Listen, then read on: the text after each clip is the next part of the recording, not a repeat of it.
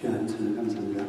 우리 지난 시간에 하나님의 영광이 예수 그리스도를 통해서 나타나고 그 예수 그리스도 안에 있는 하나님의 영광의 두 가지 특성에 대해서 같이 나눴습니다. 그 두 가지 특성은 하나는 은혜이고 또 하나는 진리인 것에 대해서 살펴봤습니다. 그렇기 때문에 우리가 이 하나님의 영광을 알고 또 이것을 누리기 위해서 중요한 것은 우리 예수 그리스도 안에서 우리가 이 하나님의 영광과 진리와 은혜를 우리가 경험할 수 있게 되죠. 그것을 통해서 우리는 예수님께서 우리에게 주시고자 하는 영생을 우리가 발견하고 그것을 우리가 누릴 수 있게 됩니다. 그것이 바로 우리가 예수님을 믿는 가장 중요한 이유라고 할 수 있습니다. 오늘 본문은 이 땅에 빛으로 오신 예수 그리스도를 증거했던 침례 요한의 삶을 우리에게 소개하고 있습니다. 침례 요한은 우리가 잘 알고 있는 것처럼 예수를 증거하다가 30대 젊은 나이로 감옥에 옥살이를 하다가 헬로디아의 철없는 딸 살로메 때문에 참수형을 당하면서 그 인생을 마감하게 되죠. 인간적인 입장으로 보면 그의 삶은 어떻게 보면 비참했다라고 할 수 있습니다. 근데 예수님의 평가는 우리와는 상당히 다른 것 같아요. 예수님께서는 말씀하시기를 이 땅 가운데 여자의 몸에 났던 남자 중에서 침례요한만큼 훌륭한 인물이 없었다라고 말씀하시면서 이자까지 있었던 가장 훌륭한 인물이 있다고 한다면 그 사람은 다른 사람이 바로 침례요한인 것을 말씀하고 있습니다. 여기 보시면 우리 평가와 예수님의 평가 참 다르다는 것을 우리가 쉽게 알 수가 있는 것 같아요. 사실 우리 인간의 평가는 사실 정확하지가 않죠. 그렇죠? 시대마다 다르고 또 사람마다 다른 것을 보게 됩니다. 예를 들면 미에 대한 평가도 그런 것 같아요. 옛날에는 좀 살이 통통한 사람들이 미인이었었고 건강하다고 했는데 요새는 좀 마른 사람이 미인이고 또 건강하다고 했는데 저는 제가 구식이 돼서 그런지 아직도 좀 통통한 사람이 더 예뻐 보이고 더 건강해 보입니다. 사람마다 다르겠지만 이건 상당히 주관적인 평가. 하여튼간에 시대마다 사람마다 보는 관점에 따라서 많이 다른 것 같아요. 그렇다고 한다면 왜 예수님은 침례 요한이 이 땅 가운데 있었던 그런 훌륭한 인물이었었고 훌륭한 삶을 살았는가 하는 것입니다. 그리고 오늘 본문에서 그 이유를 몇 가지로 살펴볼 수가 있습니다. 먼저는 이 침례 요한의 훌륭한 점은 자신의 정체성을 정확하게 알고 있었다는 것입니다. 이 당시 침례 요한의 인기는 우리가 생각하는 것 이상으로 상당히 대단했습니다. 그 당시에 많은 사람들은 생각하기를 침례 요한은 자신들이 기다리고 있었던 메시아라고 생각을 하고 있을 만큼 그는 많은 사람들의 주목을 받고 있었고 또한 인기를 누리고 있었습니다. 그래서 그 당시 그 예루살렘의 공회에서는 이 사실을 확인하기 위해서 오늘 본문에 보시면 제사장과 레위인들을 침례 요한에게 보내서 물어보게 되죠. 내가 누구냐? 너가 정말로 많은 사람들이 기다리고 있었던 또 생각하고 있는 것처럼 메시아가 맞냐라고 물어보게 됩니다. 그에 대해서 예수님께서 그 침례 요한이 대답하기를 20절에서 이렇게 대답을 합니다.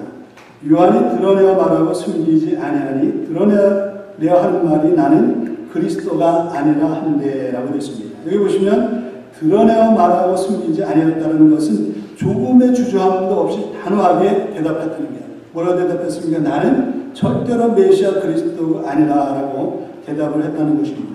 그러자 이제 그 사람들이 또다시 묻기를 그러면 구약에 있었던 가장 위대한 선지자라고 우리가 존경하고 있는 엘리야냐라고 물어보죠. 그만큼 그 당시에 침례 요한은 대단한 인물이었습니다. 그러자 그것도 아니라라고 주저함 없이 대답을 하죠. 그러자 이제 또 다음에 묻기를 그러면 네가 모세가 예언했었던 그 선지자냐라고 물어보죠. 그때 침례 요한은 그것도 아니다라고 대답을 하면서 23절에서 이렇게 얘기합니다. 자신은 주의 길을 곱게 하라고 광야에서 외치는 자의 소리다라고 얘기하고 있습니다. 이것을 보면 침례 요한이 자신의 정체성에 대해서 얼마나 분명하게 알고 있었고 인식하고 있었는지를 우리가 여기서 알 수 있습니다. 많은 사람들은 자신의 정체성을 알지 못하고 착각하는 경우가 얼마나 많이 있는지 모릅니다. 특별히 사람들의 인정을 받고 인기가 올라가면 많은 경우에 자기의 정체성을 망각하고 분수를 모르고 착각하는 경우가 많이 있는데 사실 이때가 가장 위험한 때라고 얘기할 수 있죠. 옛날에 신앙촌을 세웠었던 박태선이라는 사람이 있었는데 아마 여러분 가운데 알고 있는 사람들이 있으실 거예요. 이 사람 원래 신앙이 참 좋은 사람이었습니다. 그래서 장로 반열까지 갔던 그런 훌륭한 신앙의 사람이었습니다. 근데 이 사람이 나중에 심리의사를 받고 사람들이 자신의 심리의사를 통해서 병고침 받는 역사가 일어나고 많은 사람들이 몰려들기 시작을 하면서 이 사람의 신앙이 조금씩 변질되기 시작하더니 나중에는 자신이 재림 예수인 감람나무라고 하지 않나 아니면 자기가 새 하나님이라고 하는 엉뚱한 소리를 하기 시작하더니 결국은 이단 종파의 교주가 되고 되는 것을 보게 됩니다. 그것을 참 조심해야 돼요. 원래 이 사람은 참 신앙이 좋은 사람이었었는데 나중에 자칫해가지고 착각을 해가지고 자기가 재림 메시아요 하나님이라고 엉뚱한 소리를 하게 됩니다. 메시아 컴플렉스라는 것이 있는데 혹시 들어보신 분이 계신지 모르겠어요. 이것은 마치 자신을 메시아처럼 착각하는 것입니다. 그래서 마치 자신이 없으면 세상이 제대로 돌아가지 않을 것처럼 생각한 것입니다. 이런 사람은 자신이 없어도 세상에 잘 돌아가는 것을 견디하지 못하는 사람입니다. 혹시 여러분 가운데 내가 없는데도 일들이 잘 돌아가는 것에 대해서 마음이 상하는 분들이 계시다고 한다면 혹시 여러분은 이 메시아 컴플렉스에 걸리는 사람이 아닌지를 확인해 보실 필요가 있습니다. 침례 요한이 대단한 것은 훌륭한 점은 뭐냐면 그런 인기의 절정 가운데서도 대중적인 유혹에 넘어가지 않고 자신의 정체성을 분명히 알고 있었다는 것입니다. 그것이 바로 그의 훌륭한 점이라고 얘기할 수 있어요. 그가 겸손할 수 있었던 이유도 다른 데 있었던 것이 아니라 바로 이 정체성에 대한 분명한 인식이 있었기 때문이라고 할 수 있습니다. 27절에 보시면 침례 요한이 그러죠. 곧 내게 온 그리라 나는 그의 신발끈을 풀기도 감당하지 못하겠노라 하더라 라고 했습니다. 당시 유대 나라에서 가장 편한 일이 있다고 한다는 것은 다른 것이 아니라 주인의 신발끈을 묶고 풀고 하는 일입니다. 그것은 가장 그 당시에 천한 그런 노예가 하는 일이었어요. 지금 침례 요한이 자신을 예수님의 신발끈을 풀게도 감당하지 못하겠노라고 고백하고 있는 것은 그것을 얘기하는 자기가 정말로 예수님 앞에서 자기가 얼마나 그런 낮은 존재인지를 지금 고백하고 있는 것입니다. 이것은 결코 자기 비하를 하고 있는 것이 아닙니다. 사실은 이 침례 요한은 자기의 정체성을 분명히 알고 있었습니다. 주님을 보니까 자신은 진짜로 정말로 그 주님 앞에 보잘것없는 존재라는 사실을 그는 알고 있었던 것이죠. 그렇기 때문에 그는 그렇게 고백할 수 있었던 것입니다. 그런데 어떻게 침례 요한은 그렇게 고백할 수 있었느냐 하는 것입니다. 어떻게 해서 침례 요한은 자기가 누구인지를 그렇게 분명히 알고 있었습니다. 그 이유는 다른 데 있었던 것이 아니라 바로 예수 그리스도를 통해서 하나님의 영광을 받기 때문에 그는 예수 그리스도를 통해서 14절에 있는 것처럼 정말로 하나님의 영광과 그 안에 있는 은혜와 진리가 충만한 것을 예수 그리스도를 통해서 봤습니다. 14절에 보면 그러지 않습니까? 말씀이 육신이 되어 우리 가운데 거하시매 우리가 그의 영광을 보니 아버지 독생자의 영광이요 은혜와 진리가 충만하다. 정말로 우리가 예수 그리스도를 잘 보게 된다고 한다면 우리는 그 예수 그리스도를 통해서 뭐를 볼 수가 있어야 돼요? 하나님의 영광을 볼 수가 있어야 돼요. 그리고 그 예수 그리스도에 나타난 하나님의 영광을 통해서 우리가 뭐를 볼 수가 있습니까? 하나님의 은혜와 진리를 볼 수가 있습니다. 왜냐하면 예수 그리스도 안에 하나님의 영광이 있었고요. 그 하나님의 영광 가운데 하나님의 은혜와 진리가 충만했었기 때문에 우리가 정말로 영안이 열려있는 사람이라고 한다면 예수 그리스도를 보는 순간 우리는 그렇게 고백할 수 있어요. 근데요, 침례 요한이 그것을 보는 거예요. 예수 그리스도를 봤더니 정말로 이 14절에 있는 것처럼 하나님의 영광을 볼 수가 있었고 그 안에서 은혜와 진리가 충만한 것을 침례 요한은 봤다. 그렇기 때문에 그런 게 나는 그분의 신들매를 풀게도 감당하지 못해요. 만약 정말 우리가 예수 그리스도를 통해서 그 하나님의 영광을 볼 수만 있다고 한다면 그리고 그 은혜와 진리를 우리가 볼 수만 있다고 한다면 우리도 그 침례 요한처럼 그렇게 고백할 수밖에 없어요. 저는요 예수 그리스도의 그 신발끈을 풀기에도 감당할 수 없는 것입니다. 그건 저에게 불이 넘치는 것입니다. 근데요 모든 사람들이 예수 그리스도를 통해서 예수 그리스도 안에 있는 이 하나님의 놀라운 영광을 보는 건 아니에요. 안타까운 것은 그럼에도 불구하고 침례 요한처럼 그 안에서 하나님의 놀라운 영광을 보기보다는 그것을 보지 못하는 사람이 훨씬 많다는 사실입니다. 우리가 앞에서 봤지 않습니까? 자기가 자기 땅에 오매 그 주인을 알아보지 못했던 사람. 우리가 예수 그리스도를 통해서 예수 그리스도가 누구이신지를 알고 그분 안에 있는 하나님의 영광을 볼 수 있다는 것은 엄청난 은혜와 축복이에요. 축복이에요. 누구나 볼 수 있는 것이 아니에요. 우리가 이 자리에 앉아 있는 것은 정말로 은혜와 축복이라고 고백할 수밖에 없어요. 보고 싶어도 보지 못하는 사람들이 얼마나 많은지 몰라요. 많은 사범수에 보면은 많은 사람들이 예수를 만났어요. 근데 예수 그리스도를 통해서 하나님의 영광을 본 사람들은 아무 것이 아니에요. 본 사람보다는 보지 못한 사람이 훨씬 많았어요. 근데요, 침례하는 물을 받으면 하나님의 영광, 진리와 은혜가 충만한 것입니다. 그렇기 때문에 그렇게 고백할 수 있습니다. 아직도 교회를 나오지만 예수가 누구이신지, 그리고 예수 그리스도 안에 있는 이 놀라운 하나님의 영광을 보지 못하는 분들이 혹시 있으시다고 한다면 우리가 정말로 기도해야 될 것은 하나님의 영광을 보고 있어요. 은혜와 진리를 보고 있어요.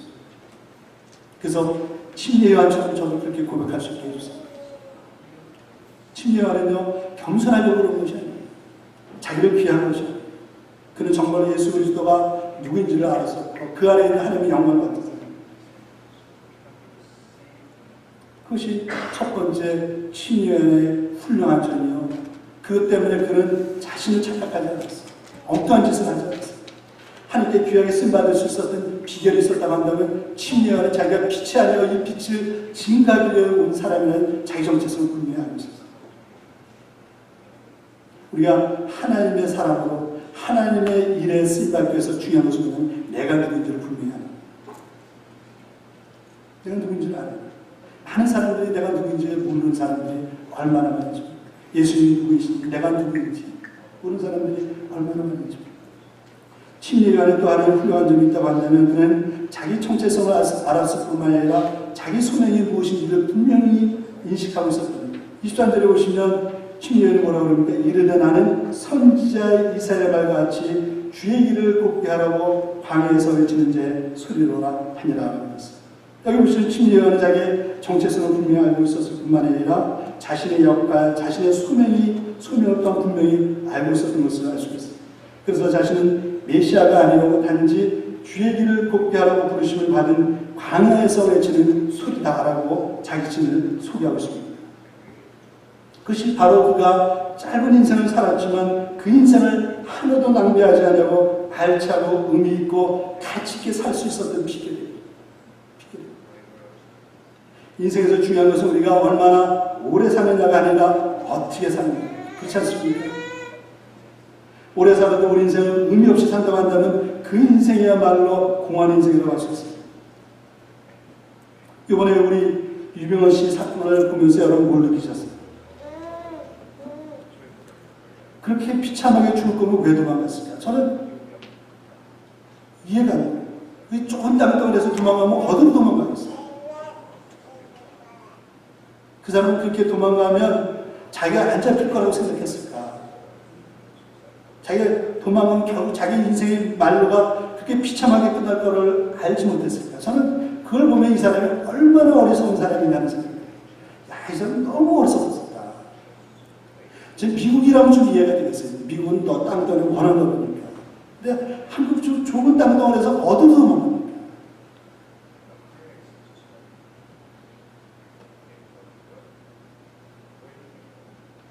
요새 오래 살면 몸에 좋다는 구약을 먹고 이것저것 하지만 중요한 것은 우리가 얼마나 사느냐가 아니라 어떻게 사느냐. 그래서 중요한 것은 우리 인생의 목적을 아는 것입니다. 우리 인생의 목적을 아는 것. 하나님께서 나를 왜 이 땅 가운데 보내셨는지 아는 것. 그것을 소명이라고 해요. 소명. 하나님께서 침례하는 이 세상에 보내신 목적을 6절서부터 8절에서 이렇게 말씀하고 있어요. 하나님께로부터 보내심을 받은 사람이 있으니 그 이름은 요한이다. 그가 증언하러 왔으니 곧 빛에 대하여 증언하고 모든 사람이 자기로 말미암아 믿게 하려 합니다. 그는 이 빛이 아니요 이 빛에 대하여 증언하러 온 자라. 그것이 바로 침례 요한을 하나님께서 이 땅 가운데 보내신 목적이었습니다. 근데요, 침례 요한은 이 하나님이 자기를 이 땅 가운데 보내신 이 목적을 분명히 알고 있었어요. 그래서 23절에서 그렇게 고백할 수 있었습니다. 이르되 나는 선지자 이사야의 말과 같이 주의 길을 곱게 하라고 광야에서 외치는 자의 소리로. 6절에서 8절에 있는 하나님께서 자기를 땅 가운데 보내신 목적과 지금 이 침례 요한의 고백이 똑같지 않습니까? 똑같죠. 그는 하나님이 자기를 왜 이 땅 가운데 보내신지 알며 한 번도 그것을 잊지 않고 살았어요. 그래서 그는 짧은 인생을 살다 갔지만 정말로 주님을 위해서 그 인생을 한 시도 낭비하지 아니하고 알차고 값지고 보람있게, 그래서 주님께 인정받는 인생을 살았어요. 멋진 인생을 살았어요. 그는 오래 살지 않았습니다. 짧게 살았어요. 그러나 그가 이 땅 가운데서 해야 될 모든 일들을 마치고 갈 수 있었어요. 왜요? 그는 자기의 인생의 소명을 알고 있어요. 하나님 왜 자기 땅 가운데 보내신지를 알고 있어야 됩니다. 우리도 우리 인생을 낭비하지 않기 위해서 중요한 것은 뭐냐면 우리 인생의 소명을 발견하는 거예요. 아는 거예요. 성경에 보면 무한한 가능성을 가지고 있었지만 자신의 소명을 망각함으로 인해서 그 모든 인생을 날려버린 한 사람을 우리에게 소개하고 있습니다. 여러분 그 사람이 누군지 아십니까? 무한한 가능성을 가지고 있다는 사람이었어요. 근데요, 하나님께서 자기를 왜 이 땅 가운데 보내셨는지를 망각함으로 말미암아 그 모든 인생을 날려버렸어요. 삼손이. 그는 이 땅 가운데 태어났던 어떤 사람보다도 놀라운 능력을 받았던 사람입니다. 근데요, 하나님께서 그에게 그 놀라운 능력을 주신 목적이 있었어요. 그 목적은 다른 것이 아니라 이스라엘을 괴롭히고 있었던 그 블레셋으로부터 이스라엘을 구원하라고 하나님께서 그에게 놀라운 능력을 주시고 이 땅 가운데 보내주셨어요. 사사기 13장 5절에 보시면 삼손이 태어난 목적을 이렇게 말씀하고 있어요. 내가 임신하여 아들을 낳으니 그의 머리 위에 삭도를 내지 말라. 이 아이는 태에서부터 나옴으로부터 하나님께 바쳐질 나시린이 됩니다. 그가 블레셋 사람의 손에서 이스라엘을 구원하기 시작하리라 하시니, 하나님께서 그 삼손에게 그 놀라운 계력과 같은 주신 이유는 다른 데 있는 것이 아니라 그 이스라엘을 괴롭힌 블레셋으로부터 이스라엘을 구원해내기 위해서 주십니다. 그럼 그를 이 땅 가운데 보내신 분이 있어요. 근데요, 우리가 사사기를 통해서 삼손의 생애를 살펴보면 그 어디에서도 하나님이 주신 이 놀라운 능력을 가지고 이스라엘을 구원해냈다는 구절이 별로 없어요. 그것보다는 자기 개인적인 목적을 위해서 그 하나님께서 주신 그 놀라운 능력을 개인적으로 사사를 사용했던 것입니다. 자기가 좋아했던 데릴라의 손을 들어주기 위해서, 그리고 자기를 괴롭혔던 사람들의 원수를 갚기 위해서 하나님이 주신 그 놀라운 능력을 개인적으로 사용했던 그 인생을 말이죠. 보통 사사들이 죽고 나면 평가가 그 다음에 따라오죠. 누가 죽었을 때 그로 말미암아 이스라엘의 전쟁이 끝이고 그 땅 가운데 평화가 20년이 이어졌더라, 30년이 이어졌더라. 근데요, 삼손이 죽고 난 다음에 그런 기록이 없어요. 그냥 그런 몇 년을 살고 죽었더라, 그것을 보시죠. 얼마나 안타깝습니까? 놀라운 능력을 가지고 있었고 놀라운 그런 기회가 있었음에도 불구하고 그 놀라운 능력과 기회를 상실해버린 한 사람의 사건은 그 삼손만의 사건은 아닙니다. 우리도 그럴 수 있다는 거예요. 하나님께서 우리에게 무한한 능력을 주시고 무한한 가능성을 주시고 우리에게 나름대로 달란트를 주시고 기회를 주셨음에도 불구하고 우리가 왜 이 땅 가운데 와 있는지, 하나님께서 나를 왜 이 땅 가운데 보내시기를 우리가 망각하고 우리 개인적인 일 가운데 함몰되어 살게 될 때 우리는 삼손과 다른 삶을 살 수 있다고 자신할 수 없다. 우리 인생을 살면서 중요한 것은 우리가 우리 인생을 정말로 알차고 값지게 보내기 위해서 중요한 것은 하나님께서 나에게 주신 달란트와 이 능력과 모든 기회를 무엇을 사용해야 될 것인지 우리가 늘 잊지 않아야 됩니다.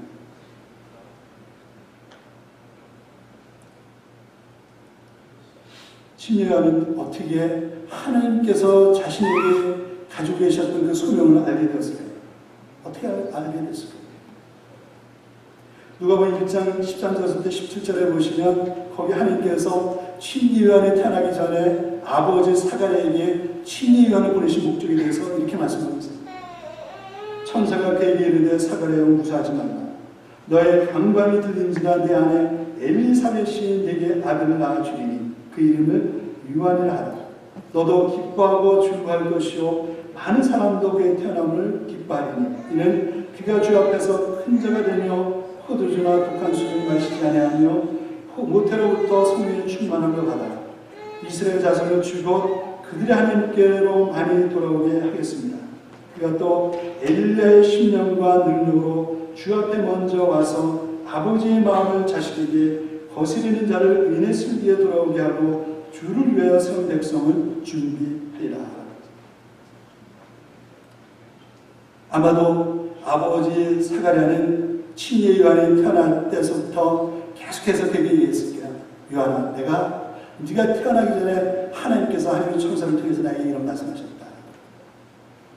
이제 좀 있으면 우리가 정말로 기대했던 메시아가 태어나실 것인데, 나타나실 것인데, 너는 그분의 길을 예비하기 위해서 너를 보내셨어. 네가 해야 될 일은 그거야. 다른 거 없어. 너는 그것만 하면 돼. 아마 심리와는 왔을 때서부터 아버지를 통해서 계속해서 그 얘기를 들으면서 자랐을 거예요. 그리고 심리와는 그것을 잊지 않았어요.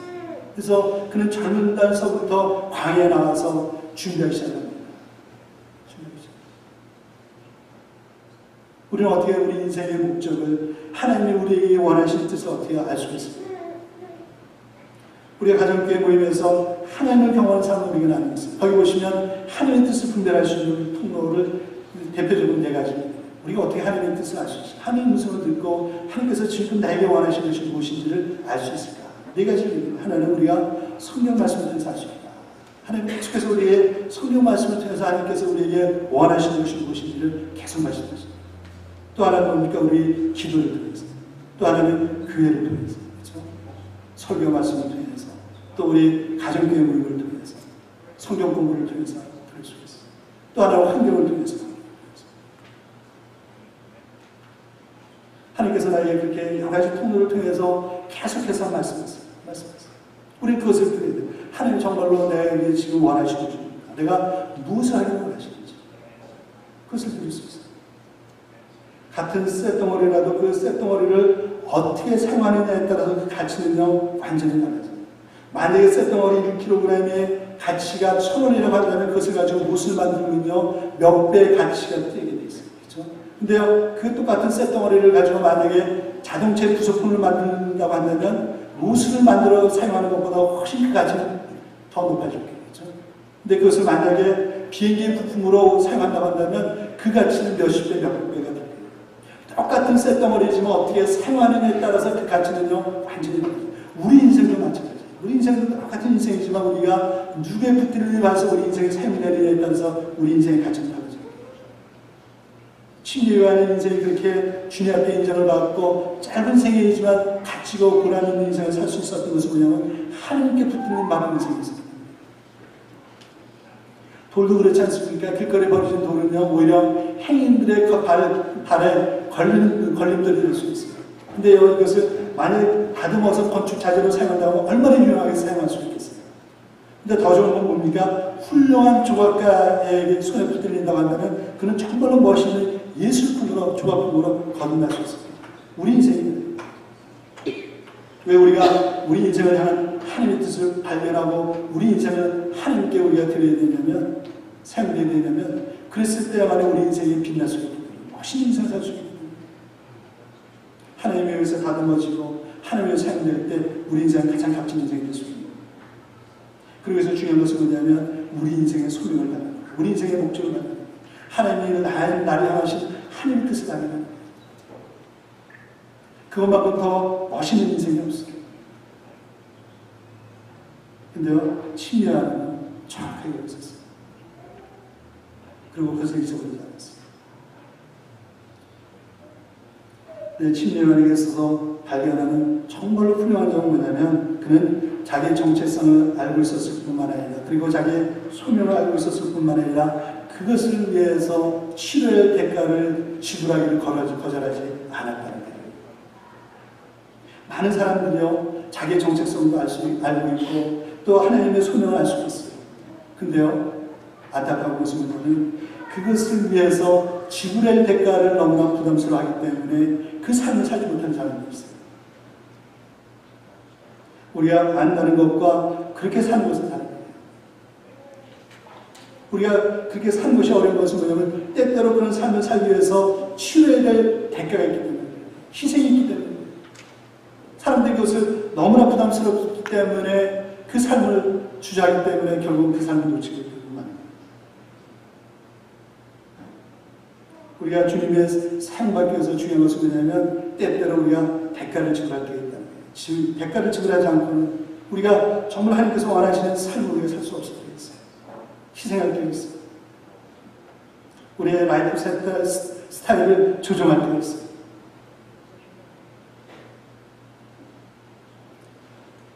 월드컵이 끝난 지가 얼마 안 됐지 않습니까? 여러분, 월드컵 그러면 누가 생각나세요? 축구 그러면 누가 생각납니까?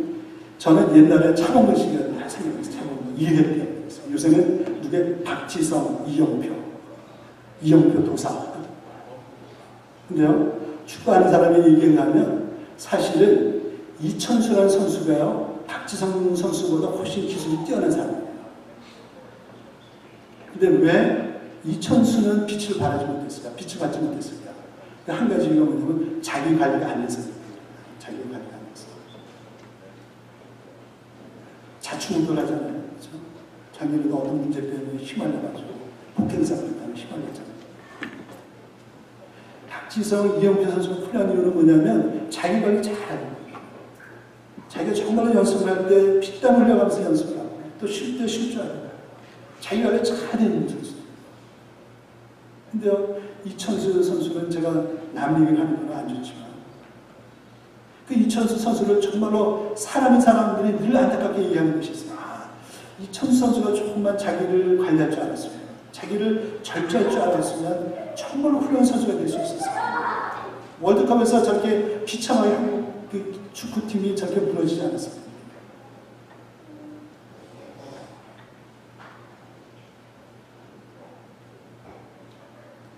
우리가 정말로 훌륭한 삶을 살기 위해서 또 하나님께서 우리에게 원하시는 그런 삶을 살기 위해서 중요한 것은 우리가 치료의 대가가 있어야 됩니다. 훌륭한 것은요, 그냥 값없이 이루어진 것은 없어요. 훌륭할 수 있었던 것은 그냥 그것을 위해서 희생한 사람들이 있었기 때문에 치료의 대가를 치렀기 때문에 그렇다는 사실을 우리 잊어서요. 그러니까 여러분, 하나님 부르심에 대해서 여러분 그 치료의 대가를 드려야지 마세요. 희생을 드려야지 마세요. 하나님 우리를 힘들게 하시려고 부르신 것이 아니에요. 우리 인생은 정말 멋지고 값어치 있는 인생을 살도록 우리를 추천하시죠. 하나님 우리가 이 땅 가운데서도 좀 멋진 그리스도인의 삶을 살기를 원했어요. 훌륭한 그리스도인이 되기를 원했어요. 그래서 하나님께서 우리를 추천하세요. 우리가 많은 가능성을 주셨고 달란트를 주셨어요.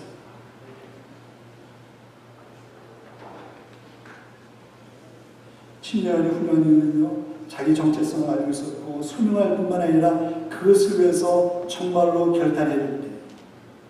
자기가 치료에 희생에 대해서 그런 두려워하지 않았다. 악구하지 않았어요. 과감하게 두지 않았어요. 광야에 가서 외쳤고 준비했어요.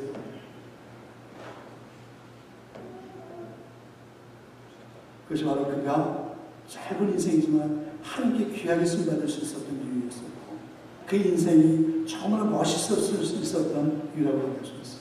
저는 여러분들도 하나님께서 주신 무한한 가능성, 그리고 하나님께서 주신 그 멋진 달란트를 가지고 정말로 여러분 인생을 후회하지 않아요. 멋있는 인생을 살 수 있어요. 그러기 위해서 중요한 건 뭐냐면 내가 누군지 분명해. 그리고 내가 하나님께서 정말로 나에게 원하시는 것이다. 그리고 그것을 위해서 하나님께서 나에게 희생을 요구하시면, 대가를 요구하시면 그것을 두려워하지 마세요. 부담스러워하지 마세요. 하나님께서 그 모든 것을 책임져 주십니다.